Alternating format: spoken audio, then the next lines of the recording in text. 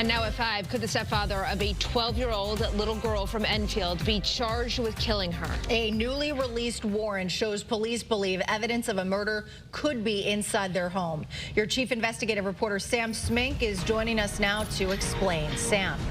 Eve Rogers' stepfather is already charged with sexually assaulting the 12-year-old, but this new warrant our I-team obtained reveals investigators were looking for evidence of a new crime, murder.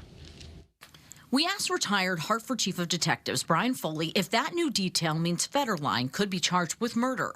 He says yes, but because Federline is already in jail, they have time to build their case before filing any charges.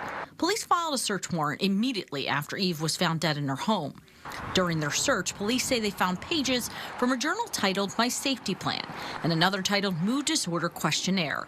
They also found amphetamine pills, which Eve's mom says were prescribed to her, and 3 other unnamed pills.